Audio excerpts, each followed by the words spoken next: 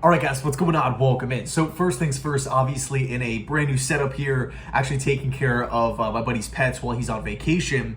But in this one, I really wanted to talk a little bit about Zach Wilson. As we all know, mandatory minicamp is underway and the second practice just wrapped up. Okay, now we take a look at what Zach Wilson did in day one of mandatory minicamp. Supposedly, right, according to multiple people out there, multiple people that attended the practice, it was his best practice to date, right, of the summer so far. Okay, with the new additions, both on offense and defense, he was accurate. He was making good decisions with the football. The footwork was there.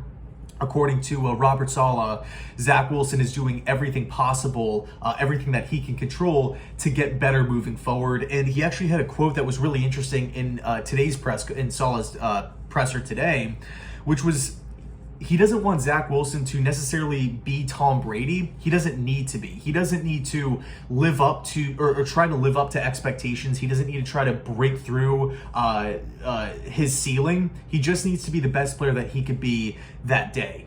Okay, and that first day, man, Zach Wilson, again, super accurate. I think I have the numbers pulled up right here. He was 13 of 16 in 11 on 11s, obviously putting the ball in play. That's what you want to see. And then he was 10 of 13 in 7 on 7s. Okay, and by the way, Brian Costello actually said that Garrett Wilson, in day one, Garrett Wilson had his best day. Okay, so that's also really encouraging, to see the top 10 wide receiver getting out there, coming down with catches and really making some plays, turning some heads, because we all know what the wide receiver position can do nowadays. It's not necessarily like overvalued as opposed to years ago, but we saw the impact that Jamar Chase had. We saw the impact that Justin Jefferson had to that Vikings lineup. I mean, look at countless young wide receivers. Look at what they do to their respective offenses. Okay, it could completely change the narrative. It takes so much pressure off of a young quarterback. Really excited to think about the future moving forward. But look, let's take a look at day two. Supposedly Zach Wilson came out on fire, according to Connor Hughes, came out on fire but cooled off towards the tail end of practice. He started off 6 of 9. And the arm strength was there, mobility, all the stuff that we talked about before, the footwork, decision-making, and accuracy. It was on display. And, we've said it, a couple times on this channel, and, a lot of you guys have brought it up down below in the comments. It's June.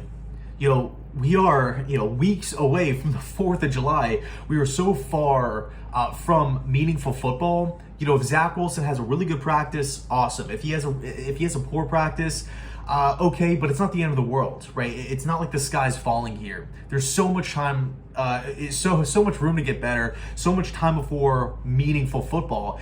And I did a collab with Buffalo Jet fan Kevin, and he brought up a really good point. Sometimes players have derivatives in practice. If a player is really good at one thing, maybe the coaches will say, hey, take it easy on that and work on something that you might not be so polished in.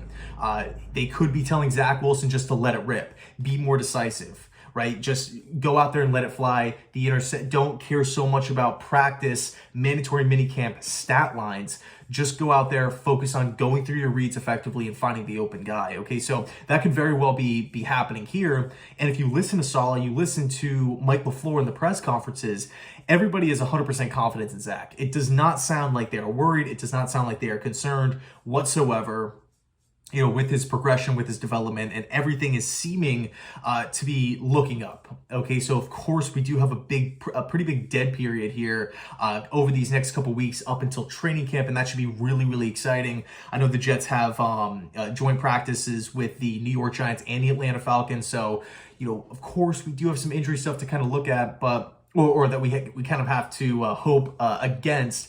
But all in all, when we look at the competition, when we look at some of the opportunities that are going to present themselves this late into the summer, late July, early August, and of course in preseason, man, it gets you fired up. I have not been, and funny enough, I actually did a collab like 15 minutes ago here with Jets Media, and we were talking a little bit about excitement level for a season going into it. I haven't been this excited in a long time. Of course, last year I was excited, but I did kind of hand out a pass. Rookie quarterback, first-year head coach, rebuilding roster, changing the offensive and defensive schemes, injured players all over the place.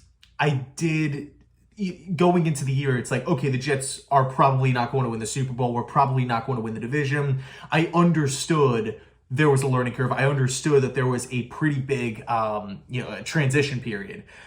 And even before that, Adam Gase. Was anybody really sold on Adam Gase hoisting Lombardi Trophy at the end of the year? No. End of the Todd Bowles era, same kind of deal. But look, going into this year, what other general manager, what other team out there can say, oh, in back-to-back off seasons, we have had so much, pretty much like countless amounts of money in free agency, 5 first-round picks, including a quarterback, multiple mid-round picks here. The Jets have had so many opportunities, so many assets in the offseason to get better, and Joe Douglas has fully cashed them in. Right? Again, 3 first-round picks this year. Are you kidding me? Upgrading at numerous positions. We know what the weak spots are of the team, and I cannot wait to see what the future has. And it really starts with with training camp and preseason, everything like that. So, all in all, Zach Wilson was up and down, through the summer up until training camp, but that's kind of what I expected. I wasn't expecting him to go be Aaron Rodgers. I wasn't expecting him to go be Pat Mahomes, Josh Allen immediately in the summer. I mean, with new faces comes, again, I know I keep saying this word, but it comes a learning curve. The chemistry needs to be built. And he is still a young quarterback at the end of the day. But on the flip side, he was the 2nd overall pick. He does have all the physical tools to make it happen. It seems like he's really grinding to get better at this, at the quarterback position, and being an NFL quarterback, working with guys one-on-one, flying to different locales, whether it's Florida, I think Tennessee with Corey Davis. I know he's putting together a little like a Jets camp in July that tons of offensive players can go to. Sorry about that. Had the low battery notification pop up on the screen, but basically what I was saying was I'm kind of expecting Zach Wilson to be up and down, have some good moments, show off the physical traits, show off the mental traits, show progression. I'm not really expecting him to be perfect at the end of the day, and that's pretty much exactly what we've seen so far in the early parts of the summer. So anyway, thanks so much for watching. I appreciate it. And let me know your thoughts too, by the way. Where do you stand with Zach Wilson, the offense, the overall growth and progression? I'll leave a couple of press conferences linked down below in the description, such as Robert Saleh. I'll try to find one of Zach Wilson, but definitely Mike LaFleur and Jeff Ulbrich. I highly recommend checking those out. The 2 guys running the offense and defense here. So, definitely check them out. Thanks so much for watching. And as always, go Jets.